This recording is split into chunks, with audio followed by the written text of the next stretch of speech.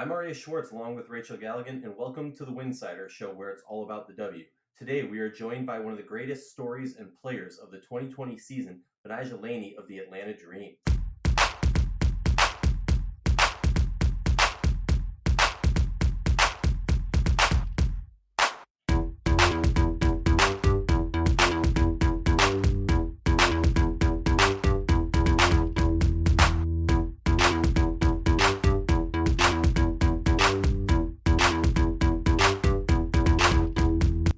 If you like our show, please consider joining our Patreon community. For less than a cup of coffee a month, you can directly show support for the hard work we do covering the W. And don't forget to check out the amazing staff written content over at winsidr.com. That's winsidr.com. Our guest today is averaging 16 points, 4 assists, and 4 rebounds per game. She has 12 games with 15 or more points and dropped 30 points twice this season. Most recently, she dropped 35 on DC on the 19th. We are so honored to have you on the show. Welcome to the show. How you doing? Hi, thank you for having me. I'm grateful to be here. Well, we're honored to have you. I mean, I think you have one of the greatest stories of the season so far, and a lot of people haven't been giving you enough attention. So we're here to give you all the attention, a whole episode just to you. Thank you. I want to talk a little bit about your story. You were drafted in 2015 to Chicago. You're on your fourth WNBA team right now. You were cut by the Fever on the 15th and then picked up pretty quickly by the Dream for, as head coach Nikki has spoken about, defensive purposes. And obviously, you've gone way beyond that. But tell me a little bit about your mentality and how you were able to overcome some of these challenges and adversity early on in your career. Coming into the season, yeah, it was really unfortunate. As you said, like I was let go by the Indiana Fever right before, getting ready to head into market and before the WNBA season was starting.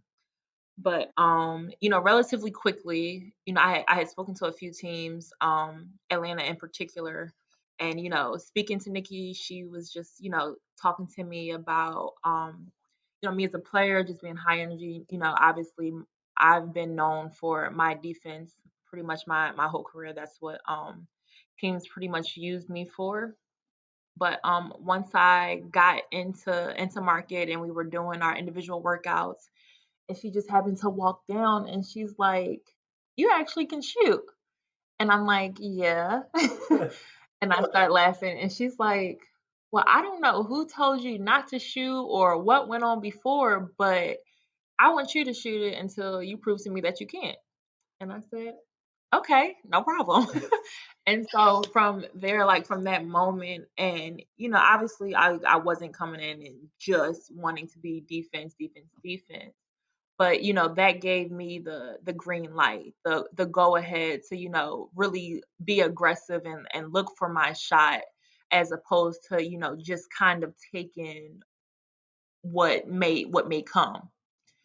And so, yeah, from that moment, it was just like, okay, this is, what she told me to do. This is what she's asked of me. So this is what I'm gonna do. And that's kind of been my focus to just be aggressive, look for my shot, within the offense, but also, keep in mind what I'm also known for, which is defense, not to have that, slack off or anything because now I'm focusing on something else as well. So just to have a more complete game on both ends of the floor.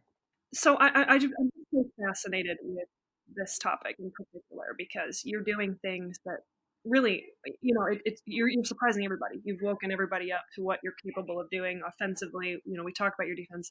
Was it really as simple as a comment from your coach, for her to kind of help you switch on that mentality? Was it really that simple for you?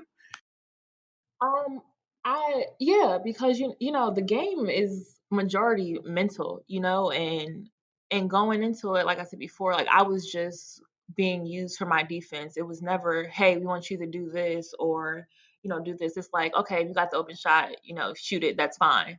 But I wasn't looked at as being an aggressive scorer or, wasn't necessarily having plays called for me. It was just more so getting the open shot within the offense. So, I've always worked on the different aspects of my game, but it was just, that moment that just gave me the confidence to like, look, you've been working for this. Like, there's no reason that you can't do it. And, now you have the support of your coaches and teammates to be aggressive and to look for your shot and be engaged in the offense. So that really just did it for me. And then you've bounced around a little bit early on in your Mhm. career, trying to find that home, trying to find that place, where you were going to really shine to be the player that we now get to see on a full scale.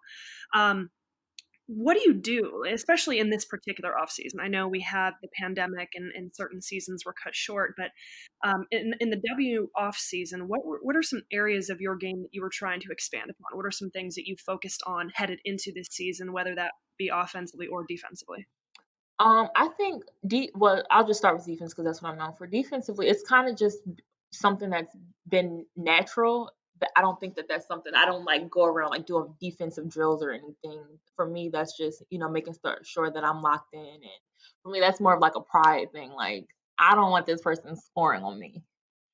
So that's kind of where my defense comes into play. But offensively, in college, I didn't shoot very many threes. I probably took 10 or 23s my whole career.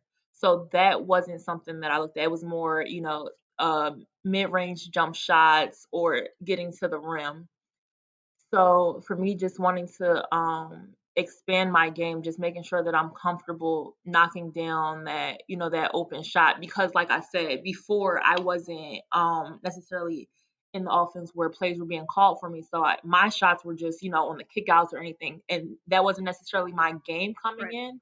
So for me to be on the floor and be effective and do what I can for my team on offense in those moments, it's like, okay, you have to be comfortable taking this shot. You have to know that you can make this shot. So just getting in those reps, building up that confidence to, okay, like I can hit this open three or this open jump shot.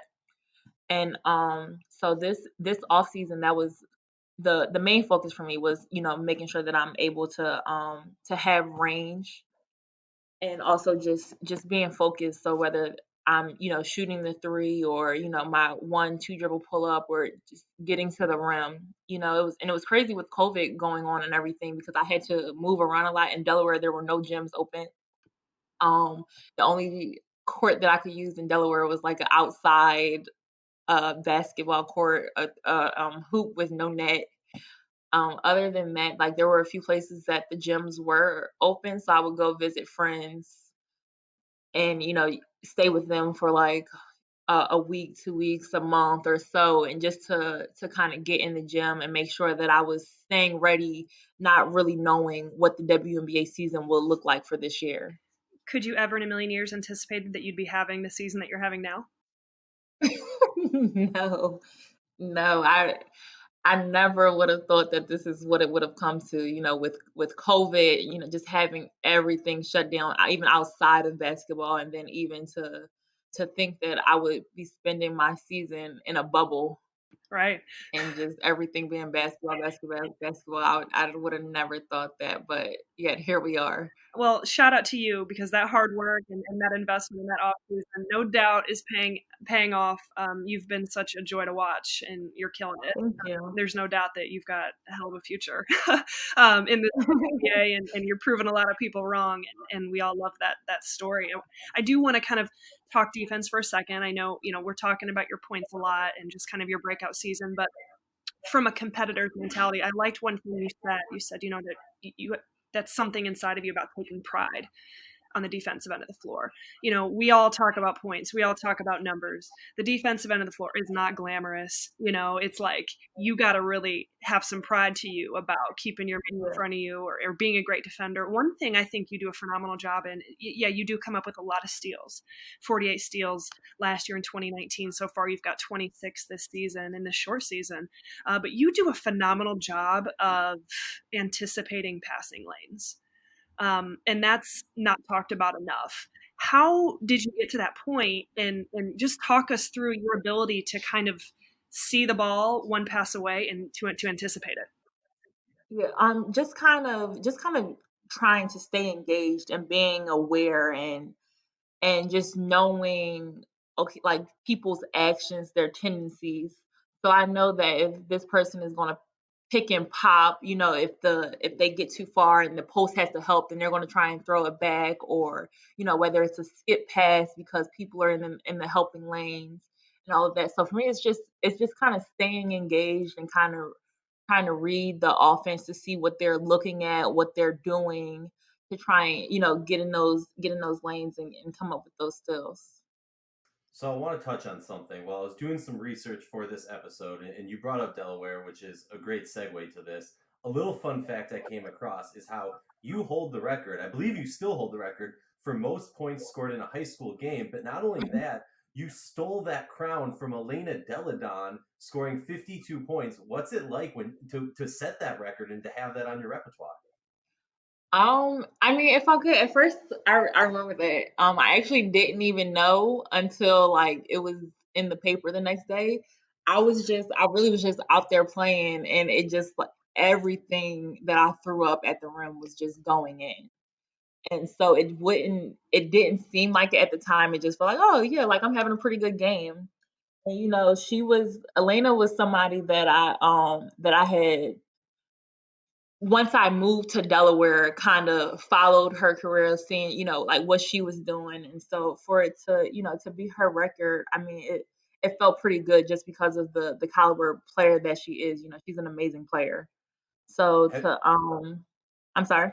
oh no, I was just gonna say, have you talked a little smack to her about that now that you both are in the league? Like, hey, I got the Delaware record. Like you might be one of the prides, but I got the record. No, I haven't.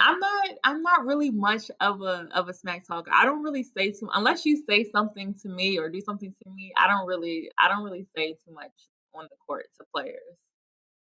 Yeah, you have to really get under my skin for me to say something to you or to talk smack. I'm not really a smack talker. You just kind of go by action. I like it. Yeah. You just kind of do it with your play. Okay. Yeah, I just go out there, play hard, and it is what it Let the is. numbers speak for themselves. Okay, Yeah. so you mentioned Nikki Collin, and you've been coached by numerous names throughout the W. I want to get to your college coach here in a little bit. We'll get to that here in a minute. But sometimes it's such a matter of that right coach, that right fit. What has it been like being coached by Nikki Collin? And what have you learned so far? I mean, obviously you mentioned a great story at the beginning of this, but what are some of the best parts of playing for her? I think just her allowing me to be free in who I am as a player, her just trusting me on the court, and her just standing by me right or wrong, cuz I'm not perfect. Like I'll come in and I'll have turnovers or whatever, but just her not, like, she doesn't get down on me about it. Like it doesn't make me feel bad to the point where it's like, okay, like now I have to hesitate. It's like, no, keep going. Like, your mistakes will happen. We're only human. But just her confidence in me to know that, okay, majority of the time I'm gonna do the right thing, I'm gonna make the right play, take the right shot. So just that comfortability, that confidence, that trust that she has in me has just really helped me this year, her as well as our assistant coaches and my teammates. Don't forget to subscribe for Winsidr Daily, a podcast dedicated to bringing you and keeping you up to date on every WNBA game, and Winsidr.com, along with the Winsidr Network. Hit subscribe and follow. Well, speaking of teammates and speaking of players who like to talk a little bit, I'm not going to say talk smack, but like to talk, you got a walking bucket on your team. And I've been seeing Yes. you and Courtney Williams tear it up all over social media.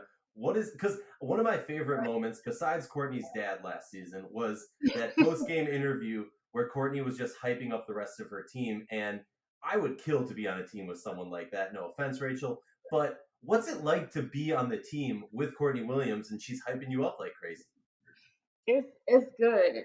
She's really helped me a lot this season, because even games where they weren't my best games, she kind of keeps me going, keeps me engaged, so that I don't get into myself.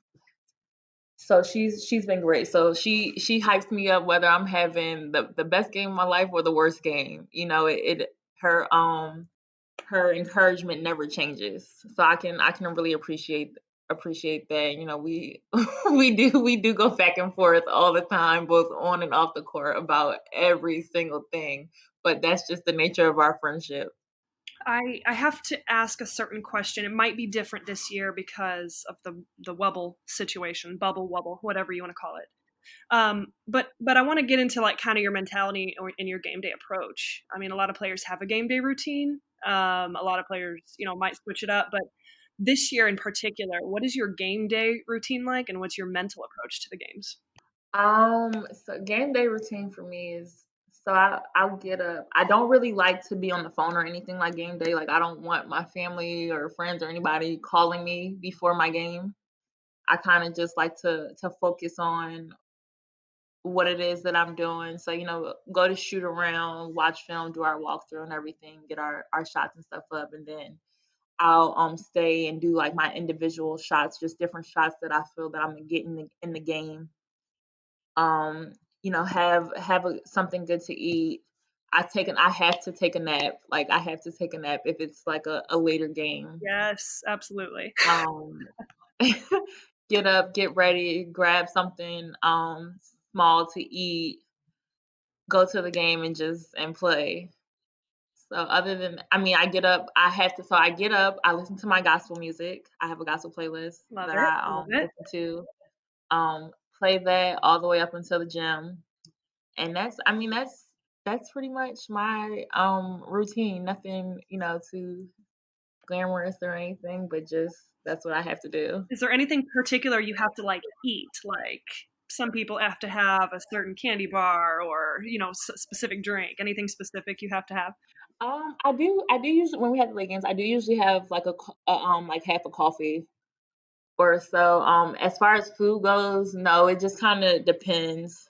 Like if the lunch in the bubble's good, I'll eat that. I don't like to eat fried foods or anything like that on a game day. So if it's that, I'll just like order a sandwich or something, but just something to kind of give me some fuel, something relatively healthy.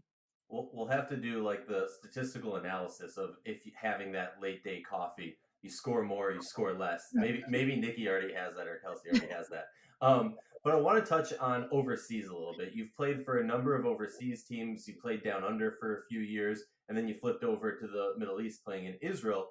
And I'm always curious when we talk about WNBA players playing overseas, there's this weird give and take of trying to build your game and hone your craft for things that will be help you be successful in the W, but Mhm. also that might not be what the overseas team is asking from you. So I'm curious, how do you kind of grow yourself with also giving the overseas team what they need in the W? How do you give that give and take? I mean, it's always different. I mean, for me, up until this year, it's always been different because overseas, the team always wants me to be aggressive and to do this and to do that, like just a little bit of everything. And then, you come back here and it's like, okay, well, we just need you to kind of do this or, just focus on this. So, for me overseas, like I definitely have been able to build my confidence, in terms of game repetition and just work on different things that I've wanted to add to my game, since the time that I graduated from college up until now. So overseas has helped me. I'm not big on overseas. I actually do not like going overseas, but I go because that's the only game repetition that I'll kind of get to prepare for my WNBA season is, and also make money and work and everything as opposed to just sitting at home. Gotta make that money. You played for arguably one of the greatest coaches in the history of women's basketball, the C. Vivian Stringer. Your mom Hmm. actually played for her as well, which this is just an Yes. incredible story. I know Aryeh wants to follow up with some questions with that, but I got to ask, what was it like playing for her? What are some of the lessons that she has taught you, and how has she helped shape you into the person and player that you are? Um, just being tough, like she's a tough coach, a tough woman. So just, being tough, being able to kind of handle anything that's been thrown at you. And so sorry, I have to cough. But yeah, that's I think that's like one of the main things, as well as just being aggressive in who I am, just on both ends of the court, whether it's offensively or defensively. she's just a great role model, both on and off the court. Like she wants nothing but the best for you. And she's really helped me, getting into the position that I'm in now. I want to talk. Your mother was ranked the 20th best HBCU athlete of all time. I think she should have been a little bit higher on that list by the Undefeated. What does that mean to you? Like, what? Talk to me about that. I mean, you grew up with basketball royalty as your mother. Yeah.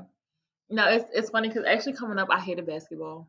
I I did. I didn't want anything to do with it. I didn't start playing basketball, like even just looking at a basketball until about 10, 11, and even then, like I wasn't very good. It was Really? yeah. Wow. I was more into dance and cheerleading. That's what I wanted to do. That's what I was going to be as I got older. I was going to be a professional dancer slash cheerleader. But I was just, like you said, like my mother, she's basketball, basketball, basketball. So I was just always around it. There was really no getting away from it. Like I would just go to the gym and sit in a corner and read a book or something. But I was always in the gym. And I was just like, okay, I guess I'll give it a try. And then I started getting pretty good, and then I just started really enjoying it. And so I mean, it makes me proud. I'm actually sad to say that I've never gotten a chance to actually see her play, which would have been awesome. But I've heard nothing but amazing stories about her from college and playing overseas and everything, because they didn't have the WNBA when she came out of school. But just everyone that I've spoken to who's either seen her play or played against her has had nothing but great things to say about the player that she was. What advice would you give a young woman who's aspiring to achieve success in their life? I mean, you just got to stick with it, and you got to work hard. Nothing is going to come easy, and regardless of the situation, regardless of the obstacles that you'll face, because there definitely will be some. Every day is not going to be your day. Some days you're gonna want to quit and say this isn't for me. But if it's something that you truly love, something that you truly want to do, you just got to stick with it. You just got to continue to work hard, regardless of what anyone else has to say, regardless of what anyone else thinks, regardless of anything that's thrown your way.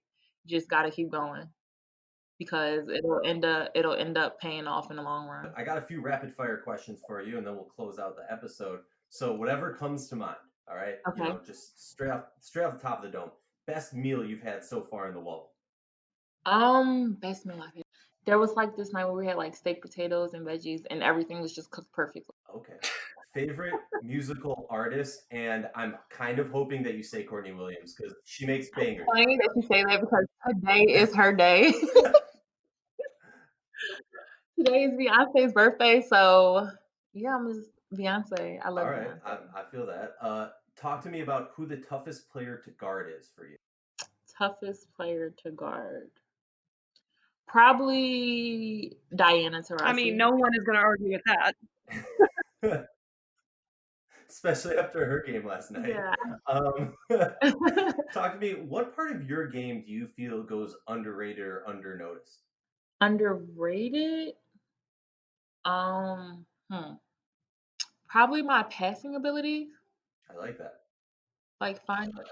Yeah. Okay. And now talk to me. Last question. What's your favorite part about being a member of the Atlanta Dream? I really enjoy my team and my coaches. Like I think it's just regardless of what the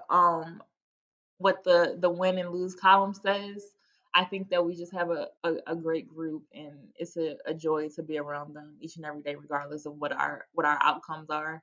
It can be frustrating in moments, but at the end of the day, like I know that they have my back and they know that I have theirs. So it's just a good environment to be. That's amazing. Well, thank you so much for joining us and taking the time out of your busy day. I know you got to probably hit an ice bath after practice and get ready for your next game. So thank you so much, and best luck for the rest of the season. Thank you. Thank you for having me. Thank you so much. Remember, for less than a cup of coffee a month, you can directly show support for the hard work we do covering the W. Patreon.com/Winsidr to join and subscribe.